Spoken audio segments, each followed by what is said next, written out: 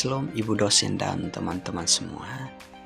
Perkenalkan, saya atas nama Yunus Teva, mahasiswa dari Prodi Kepemimpinan Kristen, kelas A, semester 3.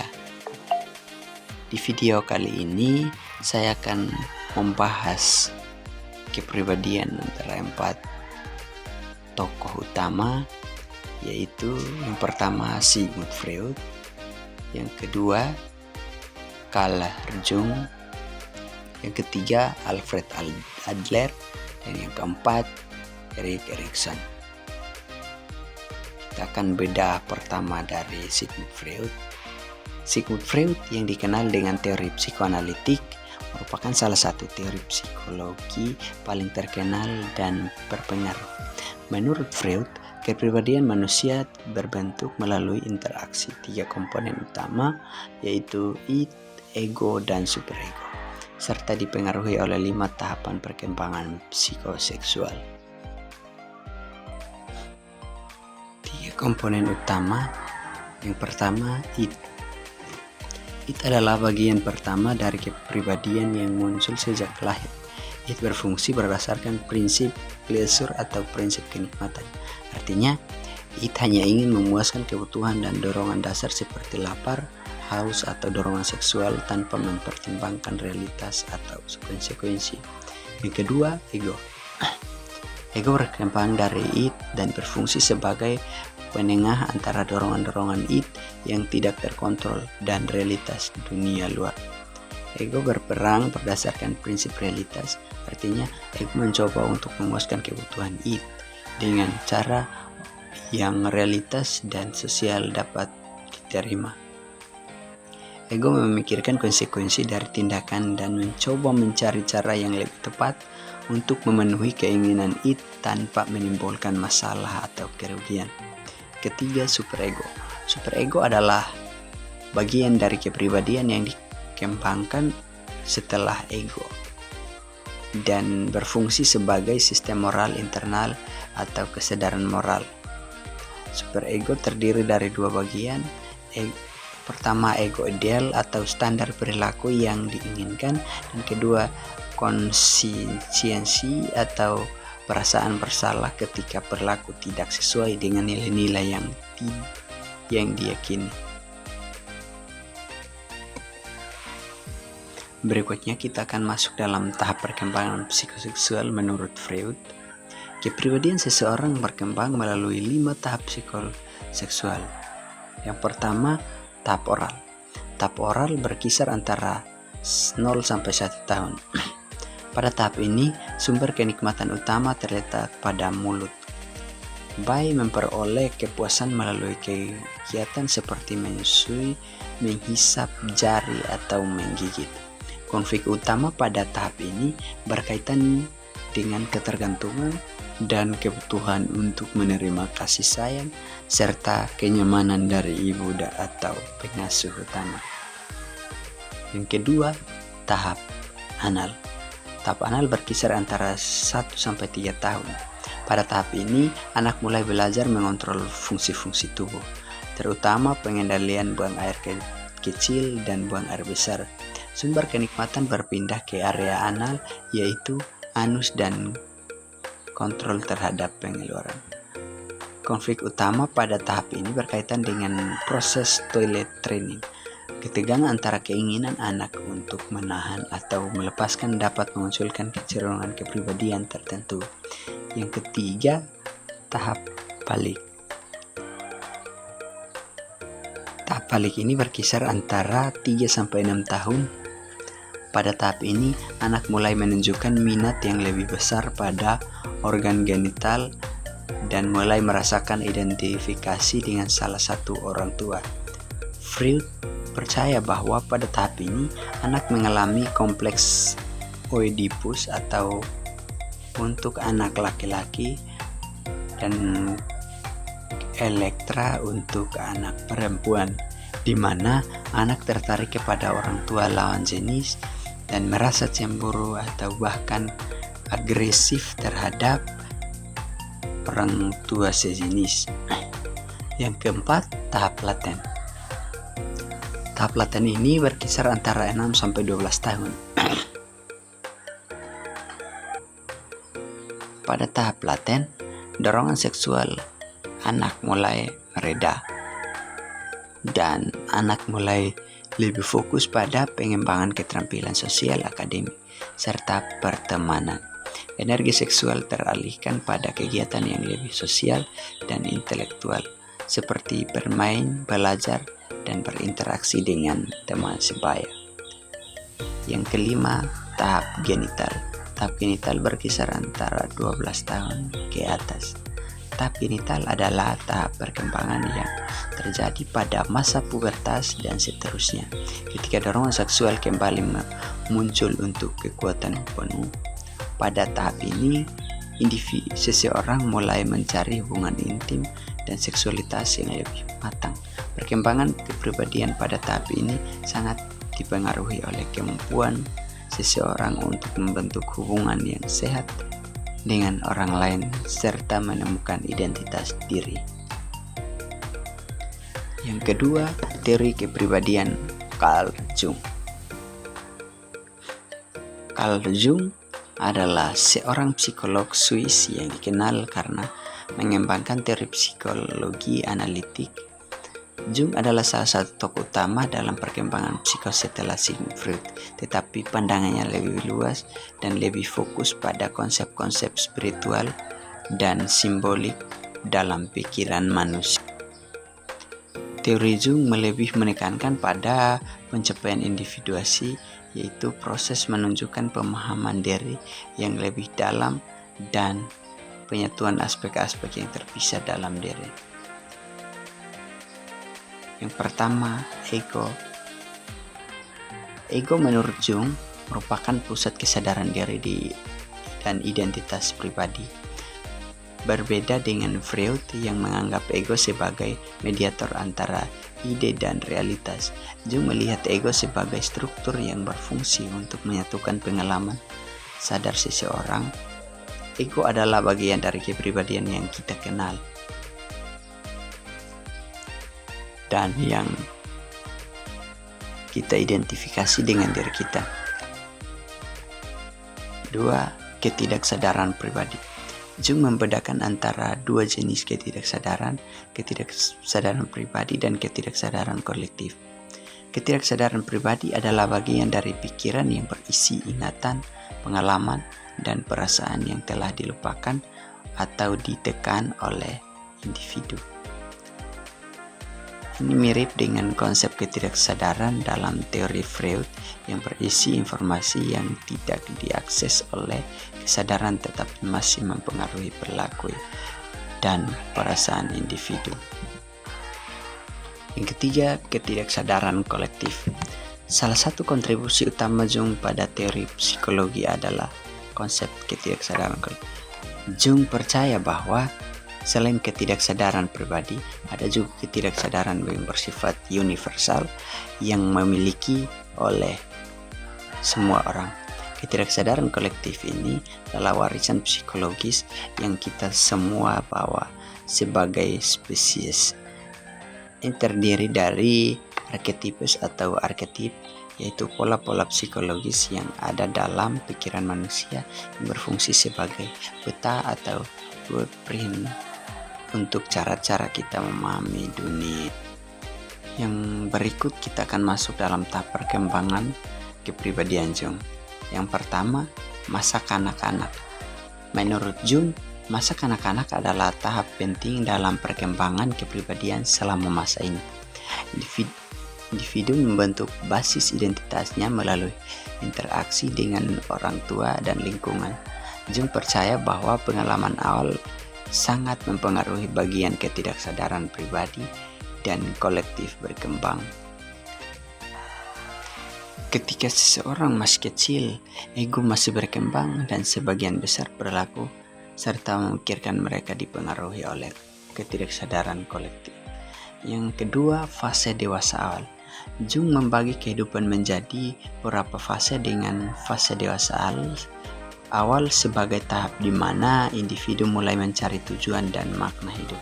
Pada fase ini, Seseorang berfokus pada pencapaian eksternal seperti membangun karir, hubungan sosial, dan memenuhi peran-peran dalam masyarakat. Ini adalah tahap ketika seseorang cenderung fokus pada pencapaian seseorang dan material. Namun bagi Jung, periode ini juga bisa menjadi sumber krisis eksistensial di mana seseorang merasa teralienasi atau tidak puas dengan pencapaian eksternalnya. Yang ketiga, fase dewasa tengah. Fase dewasa tengah adalah salah satu tahapan yang sangat penting dalam teori Jung. Pada fase ini, seseorang mulai menyadari bahwa pencapaian eksternal saja tidak cukup untuk memberikan kepuasan atau makna hidup. Banyak orang mulai mengalami krisis pengaruh bayang, di mana mereka merasa bahwa tujuan hidup mereka yang dulu tampak begitu penting mulai kehilangan maknanya. Dan yang ketiga, fase dewasa akhir. Yang keempat, fase dewasa akhir. Pada fase ini seseorang telah mencapai pemahaman yang lebih dalam tentang diri mereka. Mereka cenderung lebih menerima diri mereka yang sebenarnya dan memiliki kedamaian batin yang lebih besar. Fase ini bisa melibatkan peningkatan kesadaran spiritual dan penerimaan terhadap kematian dan proses alami kehidupan. Yang ketiga, kita akan masuk dalam teori Alfred Adler. Alfred Adler adalah salah satu pendekatan psikologi yang mengutamakan pemahaman tentang perasaan inferiority atau rasa inferioritas dan pentingnya tujuan untuk serta hubungan sosial dalam membentuk kepribadian manusia. Adler adalah pendiri dari psikologi individu atau individual psikologi yang berfokus pada konsep bahwa setiap individu memiliki dorongan untuk mengatasi rasa inferioritas dan mencapai superioritas atau kesempurnaan dalam hidup mereka. Ada beberapa penjelasan lebih mendalam mengenai beberapa konsep utama dalam teori kepribadian Alfred Adler. Pertama, perasaan inferioritas. Adler berpendapat bahwa perasaan inferioritas atau rasa tidak cukup adalah bagian alami dari pengalaman manusia. Setiap orang pada dasarnya merasa kurang atau tidak sempurna dalam beberapa aspek, terutama pada masa kanak-kanak. Ketika anak-anak masih bergantung pada orang lain, rasa inferioritas ini bisa muncul karena berbagai alasan seperti fisik yang kurang sempurna, keterbatasan ekonomi, atau perasaan kurang dalam hal kemampuan intelektual atau sosial. Yang kedua, gaya hidup. Gaya hidup atau lifestyle adalah pola perilaku dan cara seseorang menanggapi tantangan hidup yang dibentuk sejak masa kanak-kanak. Adler percaya bahwa gaya hidup seseorang adalah hasil dari cara mereka memandang dunia dan menghadapinya, serta bagaimana mereka mengatasi perasaan inferioritas. Gaya hidup ini berfungsi sebagai peta atau strategi untuk mencapai tujuan hidup dan mengatasi masalah yang muncul. Dan yang ketiga, tujuan kehidupan. Bagi Adler, setiap seseorang memiliki tujuan hidup yang ingin dicapainya. Tujuan hidup ini tidak hanya berkaitan dengan pencapaian material atau individual, tetapi juga dengan mencapai pencapaian sosial seperti kontribusi pada kesejahteraan orang lain. Tujuan hidup yang sehat adalah yang mengarah pada pencapaian yang lebih besar dalam konteks sosial, yang sering disebut dengan kepentingan sosial. Yang keempat, minat sosial. Adler sangat menekankan pentingnya minat sosial sebagai aspek fundamental dari kepribadian yang sehat. Minat sosial merujuk pada kemampuan seseorang untuk berhubungan dengan orang lain dan bekerja sama dalam masyarakat. Menurut Adler, kesehatan mental dan kesejahteraan seseorang tidak hanya ditentukan oleh pencapaian pribadi, tetapi juga oleh kemampuan mereka untuk berkontribusi pada kesejahteraan sosial. Dan yang kelima, urutan kelahiran. Adler berpendapat bahwa urutan kelahiran dapat mempengaruhi kepribadian seseorang karena posisi seorang anak dalam keluarga dapat membentuk cara mereka berinteraksi dengan orang lain dan cara mereka melihat dunia. Meskipun Adler tidak menyatakan bahwa urutan kelahiran adalah penentu mutlak dalam kepribadian, ia percaya bahwa urutan ini memberikan pengaruh terhadap pola perilaku dan pandangan hidup. Yang keenam, kompleks superioritas. Kompleks superioritas adalah kebalikan dari kompleks inferioritas. Jika seseorang merasa inferior namun tidak dapat mengatasi perasaan ini dengan cara yang sehat, mereka mungkin mencoba untuk mengganti perasaan inferioritas dengan perasaan superioritas.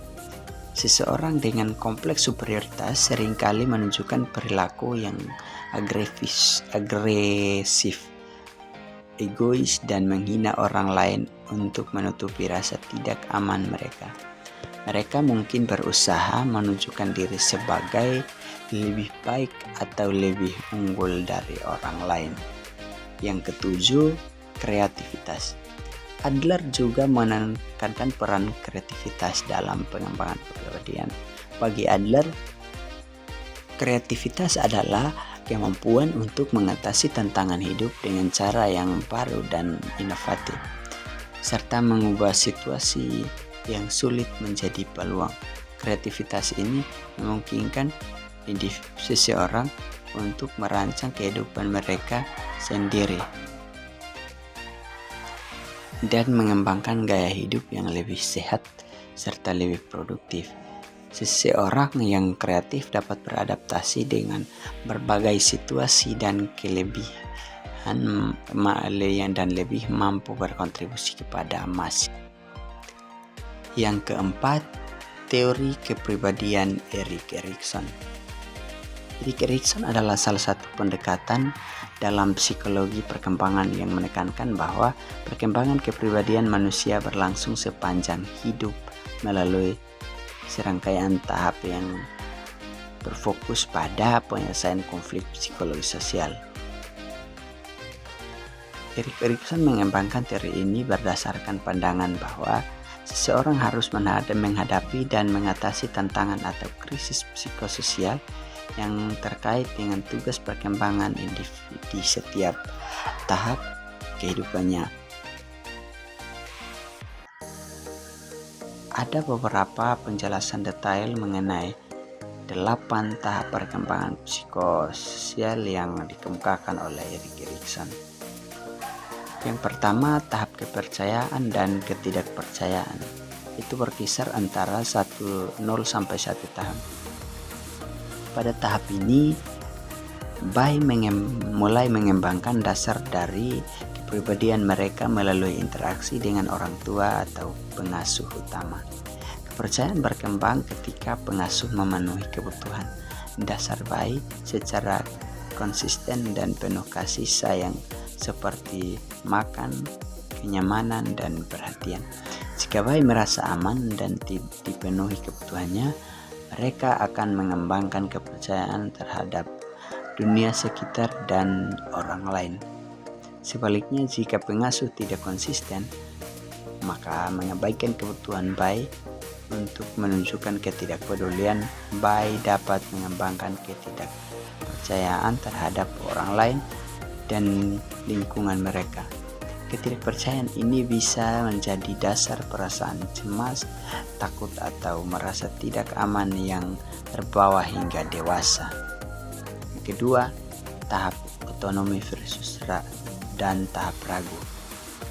Dia berkisar antara 1-3 tahun. Pada tahap ini, anak mulai mengembangkan kemandirian dan kontrol atas tubuh mereka, seperti belajar berjalan, berbicara, dan melakukan kegiatan sederhana lainnya. Mereka mulai mengeksplorasi dunia dan mencoba untuk membuat keputusan sendiri. Dan ini adalah waktu ketika anak mulai merasa otoritas atas dirinya dan mencoba untuk mengatur perilaku mereka. Dan yang ketiga, tahap inisiatif dan rasa bersalah. Itu berkisar antara 3-6 tahun. Pada usia ini, anak mulai menunjukkan lebih banyak inisiatif untuk merencanakan dan melakukan aktivitas, baik dalam bermain maupun dalam berinteraksi dengan orang lain. Mereka mengembangkan rasa ingin tahu dan keinginan untuk mengeksplorasi lebih jauh, serta belajar bekerja dalam kelompok. Namun, jika anak merasa bahwa inisiatif mereka dihukum atau tidak dihargai, mereka dapat mengembangkan rasa bersalah atas tindakan mereka. Yang keempat, tahap industri dan inferioritas atau ENA yang berkisar antara 6-12 tahun. Pada tahap ini, anak-anak mulai berinteraksi lebih banyak dengan teman sebaya dan berfokus pada pelajaran keterampilan baru. Mereka mengalami kompetisi dan pencapaian dalam pendidikan, olahraga, dan kegiatan lainnya. Keberhasilan dalam mencapai tujuan akan memberi mereka rasa industri atau produktivitas serta kepercayaan diri yang lebih tinggi. Yang kelima, tahap identitas dan kebingungan peran. Dia berkisar antara 12-18 tahun. Pada masa remaja, seseorang berada dalam tahap pencairan jati diri yang intens. Mereka mulai menanyakan pertanyaan-pertanyaan tentang siapa mereka dan apa tujuan hidup mereka. Mereka mencoba berbagai peran dan ideologi, baik dalam konteks sosial, politik, dan seksual, untuk menemukan identitas pribadi yang stabil. Yang keenam, tahap intimasi dan isolasi. Dia berkisar antara 18-40 tahun. Pada tahap dewasa awal, individu mulai membangun hubungan yang lebih mendalam dan intim dengan orang lain, baik dalam bentuk hubungan romantis maupun persahabatan. Keberhasilan dalam tahap ini terletak pada kemampuan individu untuk membuka diri dengan dan kepada orang lain, berbagi perasaan dan pengalaman secara jujur, dan membangun hubungan yang sehat. Yang ketujuh, tahap generavitas dan stagnasi. Itu berkisar antara 40-65 tahun. Pada tahap dewasa paruh baya, individu berfokus pada memberikan kontribusi yang lebih besar kepada masyarakat, keluarga, dan dunia pada umumnya. Generavitas merujuk pada keinginan untuk memberi, membimbing, atau mentransfer pengetahuan dan nilai-nilai kepada generasi berikutnya, baik melalui anak-anak, pekerjaan, atau kegiatan sosial. Yang 8, tahap integritas dan keputusan. Itu berkisar antara 65 tahun ke atas. Pada tahap ini, seseorang menilai kembali hidup mereka, melihat pencapaian dan kenangan masa lalu.